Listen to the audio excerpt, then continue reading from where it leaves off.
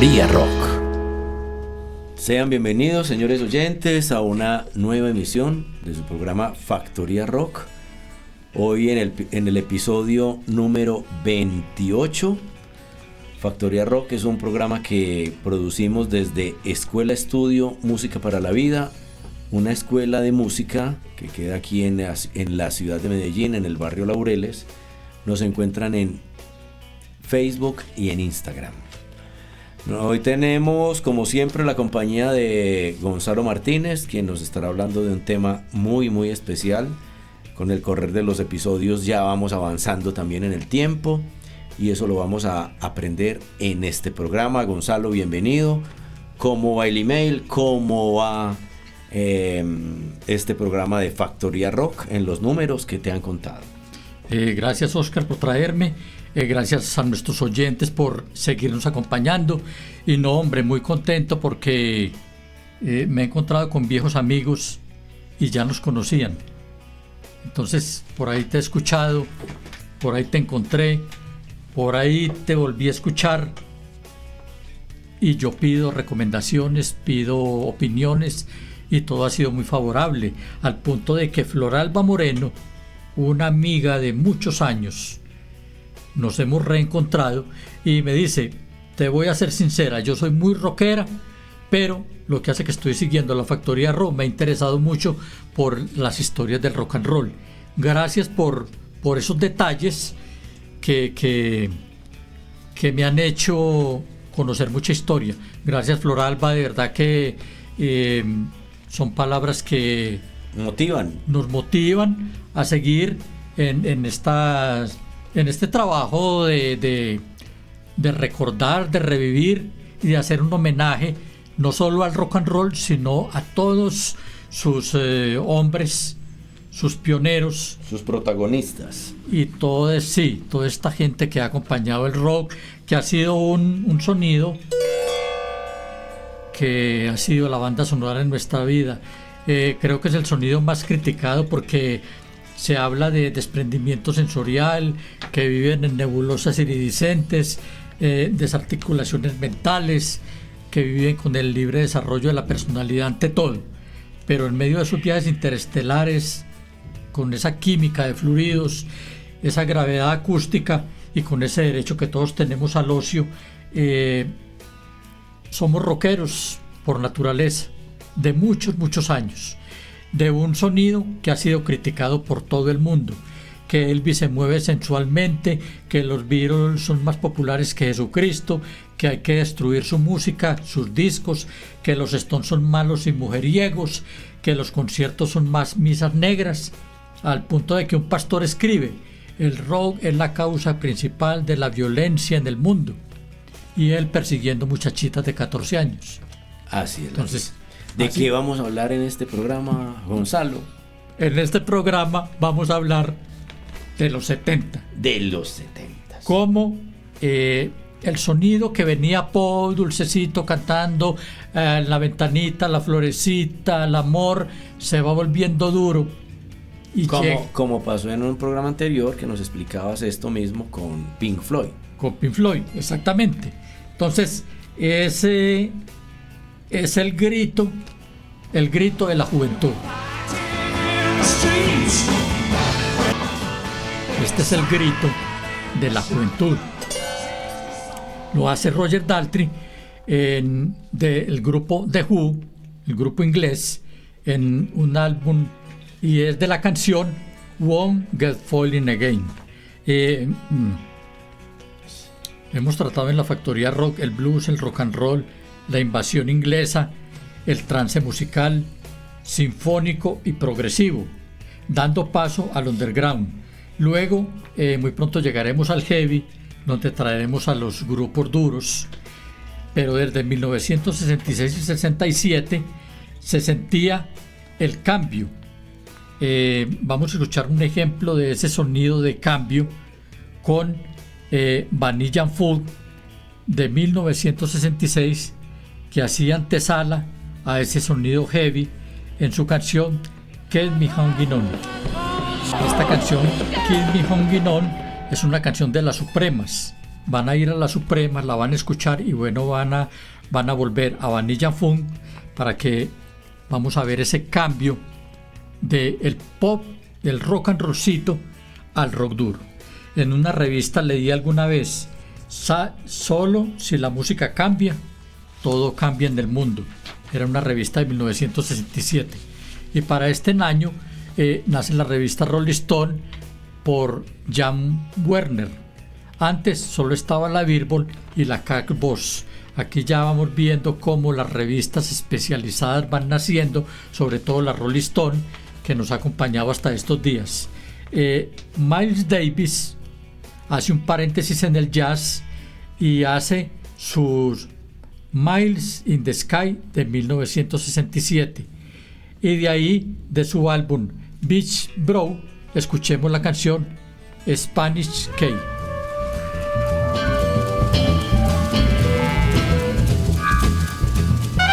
Yo conocía a Miles Davis como jazzero, pero no le conocía esta faceta de rockero.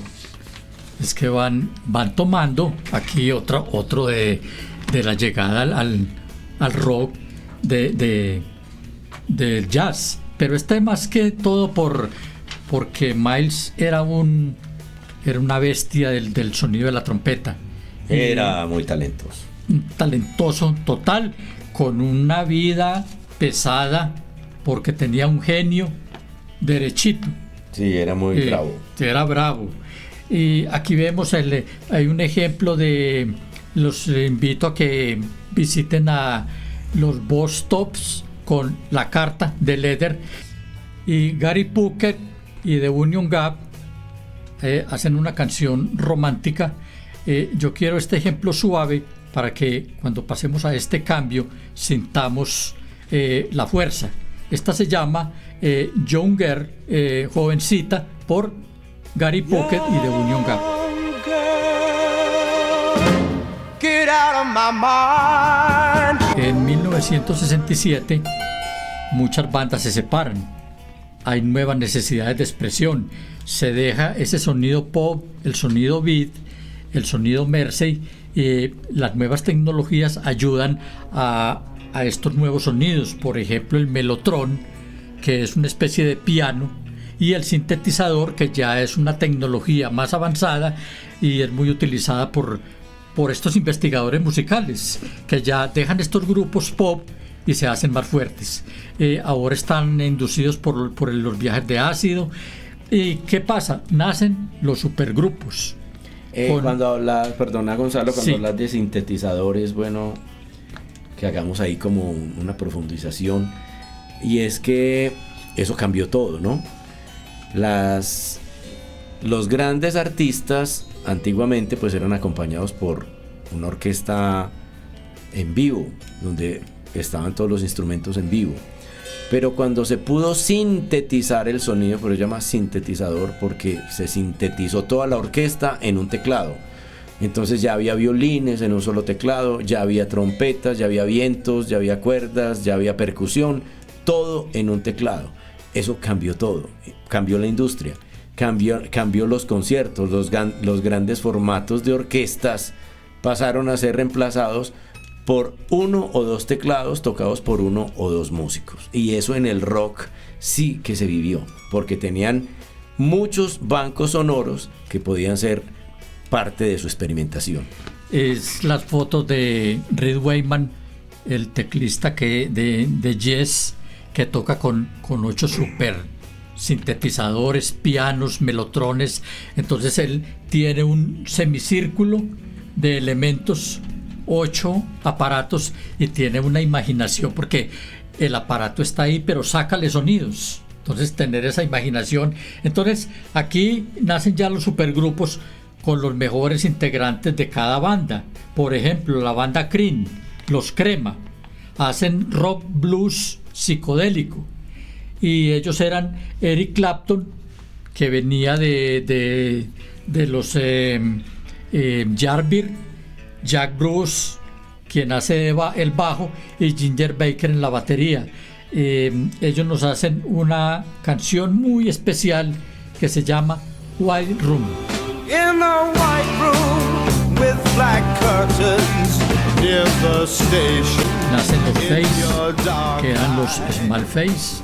Nace Jet B Grupo, que Jet B era un gran guitarrista que tocaba con los Yardbirds.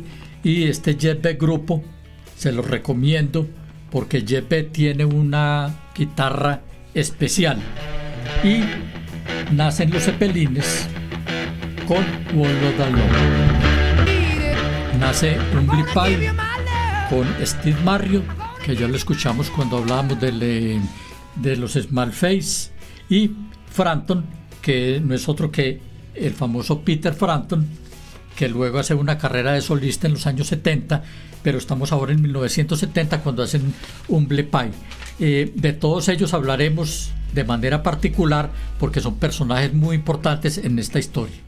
Se hacen álbumes conceptuales como la ópera Tommy, la ópera Cuadrofenia del grupo The Who, triunfa el LP, y los temas se hacen más largos, ya no de 3 minutos, sino de todo un lado. Recordemos que los lados del LP tenían 18 minutos, como este de Iron Butterfly y Nagada David. Les recomiendo de Iron Butterfly el tema Blue, azul. Es difícil saber en muchas ocasiones si hemos sido juguetes de la industria o es que los grupos o solistas que han logrado el éxito lo han conseguido por sus particularidades características. Por su talento. Por su talento. Esto lo decía Jordi Sierra en uno de sus tantos libros que tengo, que conservo desde 1970. Pero es difícil esa distinción que plantea Jordi Sierra, porque es que la industria, yo creo que hay parte y parte. La industria se encarga de subir un artista. Sí. O sea, si la industria quiere, dice, a usted lo voy a volver famoso, lo vuelve famoso. Pero no quiere decir que sea el mejor. Hay otros que por su talento sí han sido estrellas muy reconocidas, pero no siempre se da lo uno o lo otro. Yo creo que es una mezcla.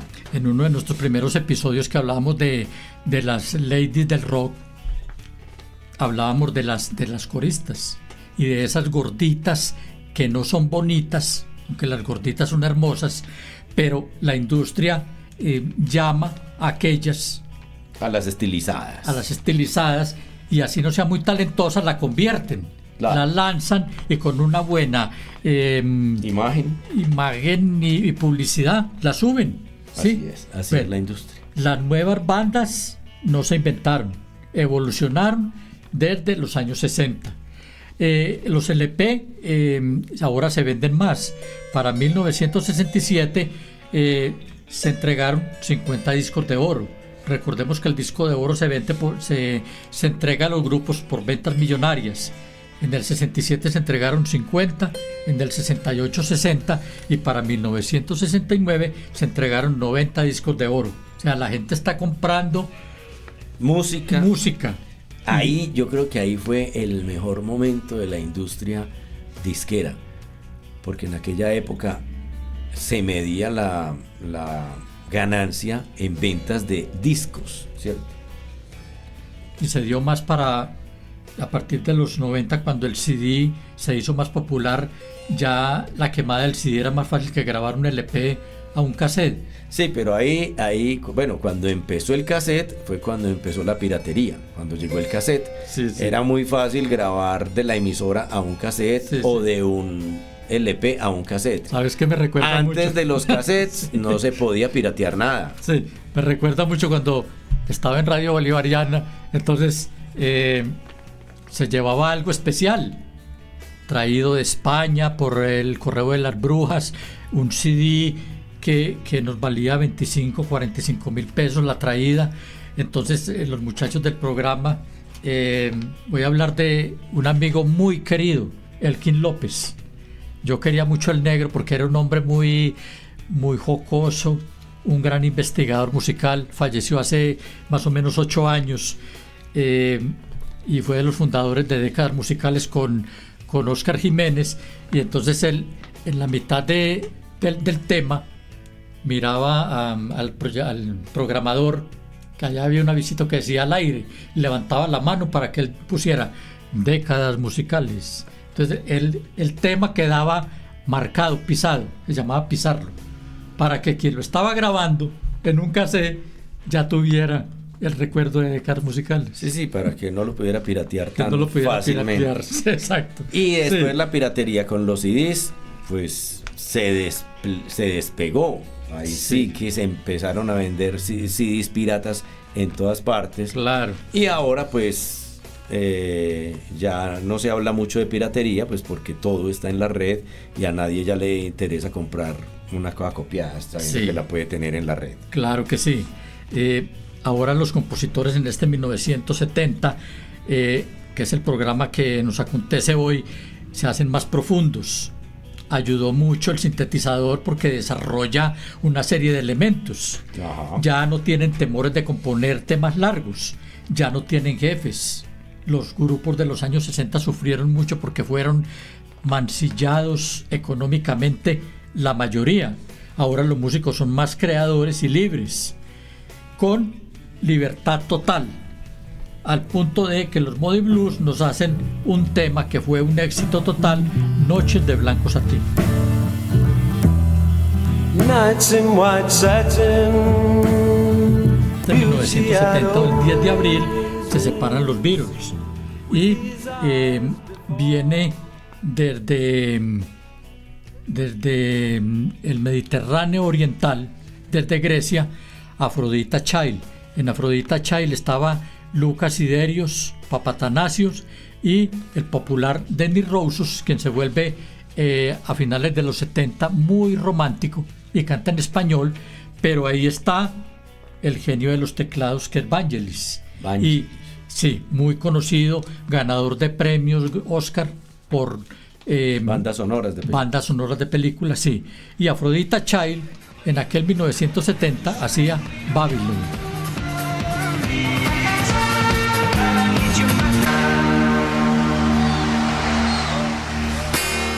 Los 70 no fueron tan simples, se hacen complejos y nacen aquellas grandes bandas, por ejemplo Blind Faith, Fe Ciega, donde venía, aquí vuelve otra vez Eric Clapton, que era un hombre muy inquieto, que le decían Slow Hands, el hombre de las manos lentas por la velocidad en su guitarra, Steve Winwood, y Ginger Baker y Reed Gregg en el bajo.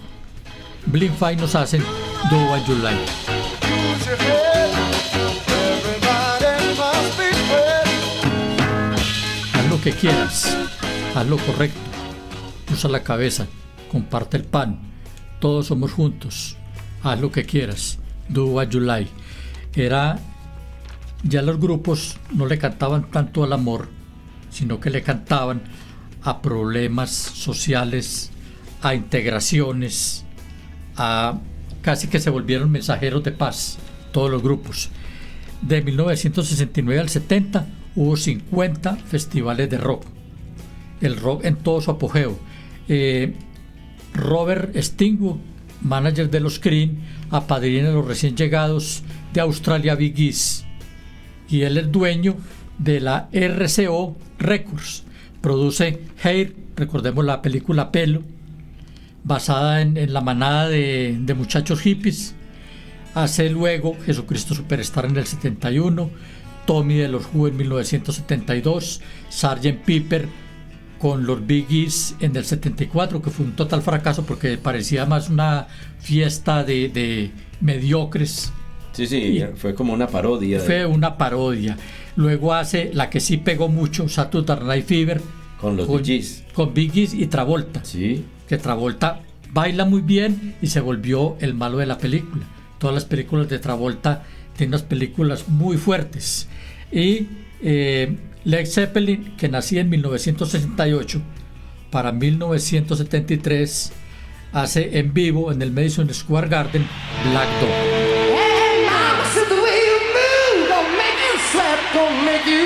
En 1968 había nacido King Crimson, un grupo que les recomiendo de verdad.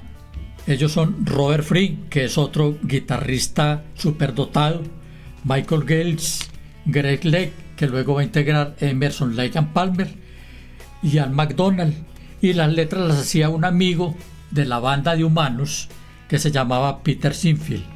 De él, una canción muy especial, Epitafio. The wall on which the prophets wrote instruments.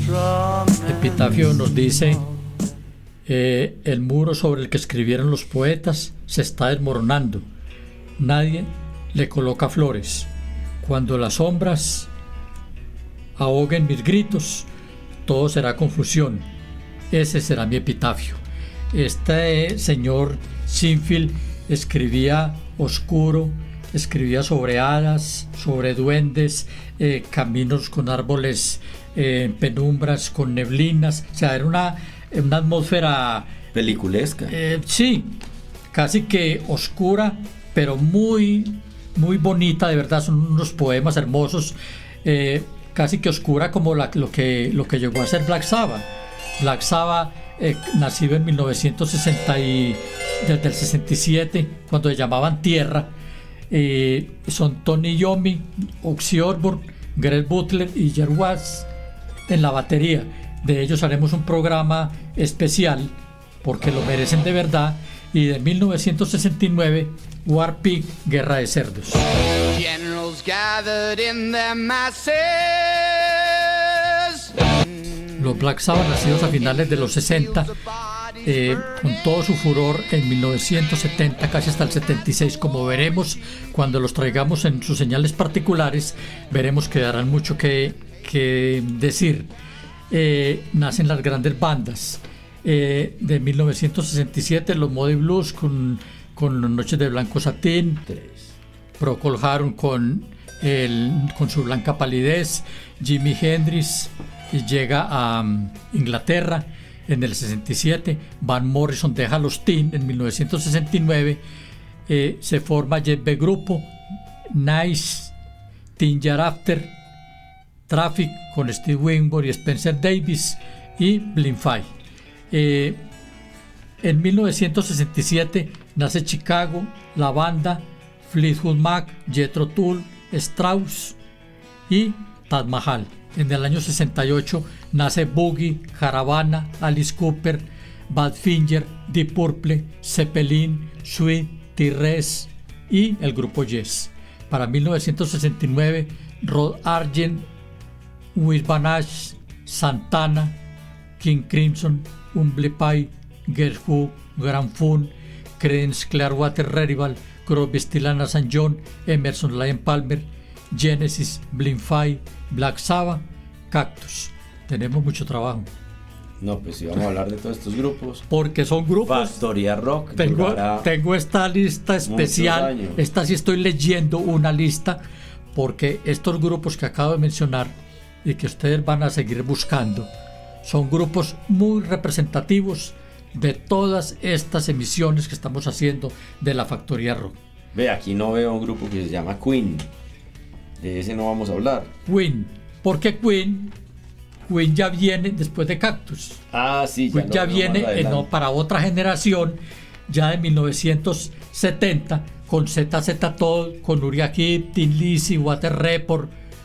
Porque Queen, te voy a ser sincero, de Queen me gustan los 3 primeros trabajos. Cuando Queen era Queen. Cuando ya un grupo se vuelve tan comercial que Queen pertenece a esas bandas que llaman bandas estadio. Sí. Con una voz fenomenal y un guitarrista tremendo. Y un baterista tremendo. Claro, un grupo que lo muy acompañaba. Talentosos. De verdad que sí, de mucho respeto. Pero los invito a conocer, por ejemplo, El Día de la Raza y La Noche de la Ópera, de sus primeros trabajos. Ah, esa Noche de la Ópera es un álbum hermoso, de verdad, sí, hermoso. Alguien me dijo, esas palabras tuyas, hermoso, lindo, que las decís tanto, porque yo vengo de una generación que hablaba de la florecita, la cosita, que no, entonces yo no he podido despegarme de estos adjetivos. De los hippies de los 70. Sí, que para muchos son, no, los miran como de muy otra manera. Muy cliché. No, como muy amanerados, no sé, pensarán que Bueno, pero eso, No, a mí no pero me, eso a mí no me importa. Estamos Yo hablando sigo, de otra cosa. estamos hablando de otra cosa y caramba, para adictos al rock les traigo un señor llamado Ian Anderson que se hacía acompañar de Martin Barre, Cliff Bunker en la batería y Glenn Corney al bajo. El recomendadísimo Jethro Tull con el tema Teacher.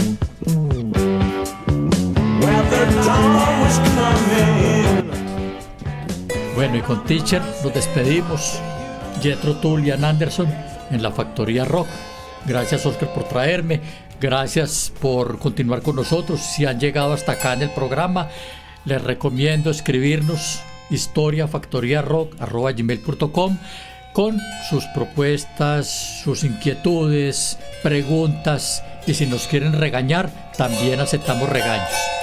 Amor para todos. Bueno, Gonzalo, un programa muy especial, sobre todo porque tiene que ver más con mi juventud temprana. Ahí conocí a los Bee Gees, a Black Sabbath, a Queen, a Jethro Tull, bueno, muchos de esos grupos que mencionaste, a Pink Floyd, que ya lo habíamos hecho en un programa anterior, y obviamente crecimos con ese sonido. Ese fue el sonido de nuestra juventud, lo que ahora llamamos la vieja guardia. A ustedes, señores oyentes, muchas gracias por su compañía, por su seguimiento tan especial y por estar siempre ahí para ir subiendo estos números de la Factoría Rock. Quedamos pendientes para el programa número 29. Un abrazo sonoro y cálido para todos ustedes.